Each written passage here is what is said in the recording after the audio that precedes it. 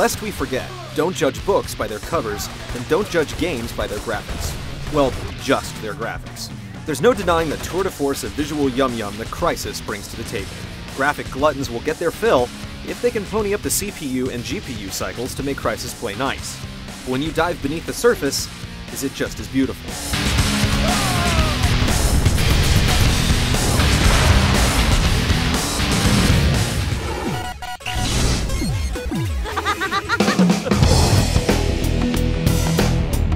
Apparently, U.S. foreign policy is alive and kicking in 2020 with the help of U.S. Army Delta Force soldiers in state-of-the-art nanosuits.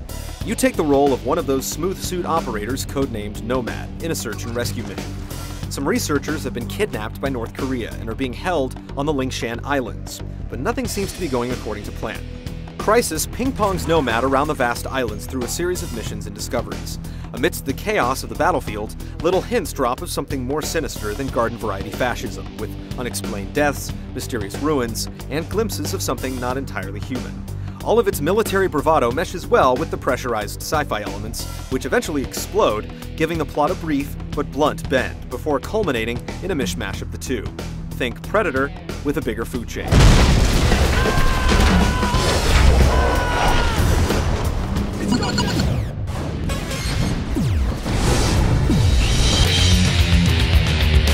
Each level in Crysis drops you into a vast, detailed world where natural boundaries like endless oceans and steep mountainsides mark the fence of a wide playground. This playground is filled with various objectives to keep the plot flowing, but when you cut out the narrative, it really boils down to getting to a specific point and sometimes clearing it of enemies. How you get there and how you dispatch them is up to you, with the help of the nanosuit, which gives you the ability to use stealth, speed, shields, or strength, giving a myriad of ways to take on any situation. You can go in guns blazing with shields up on the open road, or try sneaking up cloaked on a combatant through the jungle. Or even use strength and speed to race by soldiers, high jump onto some cliffs and start sniping, or even keep running and bypass them altogether on the way to the next checkpoint. There are occasional areas that may require a more linear playstyle, but they're usually directing you to face off against a new threat, try out a new weapon, or position you for a plot shift.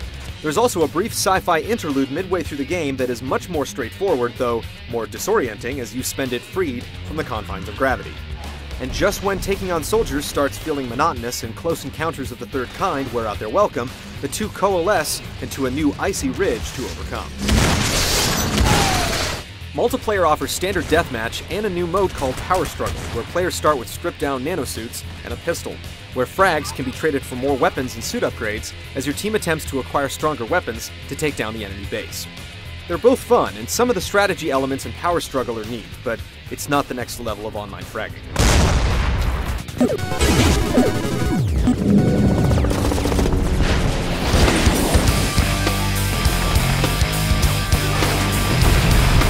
The sandy shores of the Lingshan make a great sandbox, but how are the pail and shovel?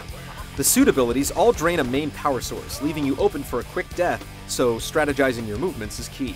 Full shields and a loaded shotgun will let you level a bunch of soldiers, but when you're up against a full platoon, it can make more sense to switch to speed mode and hightail it to a higher position. Cloaking slowly whittles down your power when you're standing still, but start running and it depletes much more quickly, making sure you can't be lazy when you're invisible.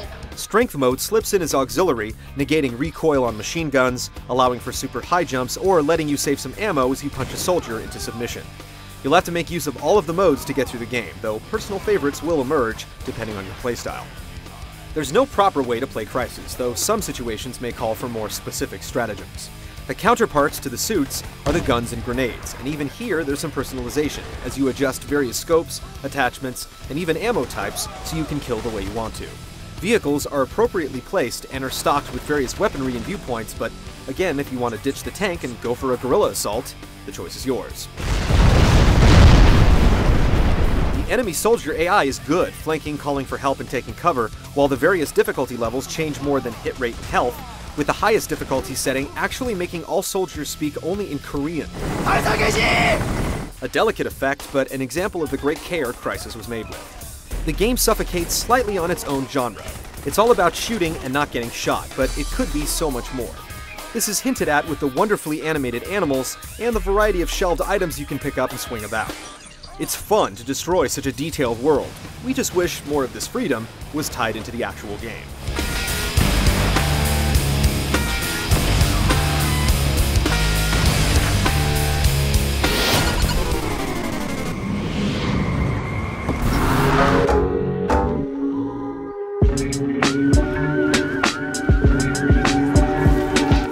easy to see that Crysis is meant to be run on computers from the future.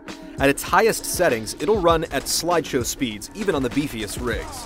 Screenshots may look like reality, but if you actually want to play the thing, you'll have to kick it down several notches, where it goes from being mind-blowing to just another great-looking game. There's no denying that even running in DirectX 9 at medium quality, the graphics and the physics from the snowflakes to foliage are gorgeous, but for everyone who hasn't spent $5,000 on a new PC in the past month, it's not the revolution that was televised. And even slumming around at medium with a beefy machine will see performance dips as the action heats up. In time, Crysis will grow into its engine, but for now, it's just beautiful, not transcendent. Graphics rarely make or break a game, and it's the same case with Crysis. The open world design comes together thanks to the functions of the nanosuit, giving the diversity of stealth, assault, and speed to keep the game from growing stagnant. It's not going to revolutionize the PC gaming market or force tens of thousands of people to buy $500 video cards, but it is a unique first-person experience that can only be done on the platform. Crysis manages to transcend the hype to go beyond the pixels and stand solid on its own.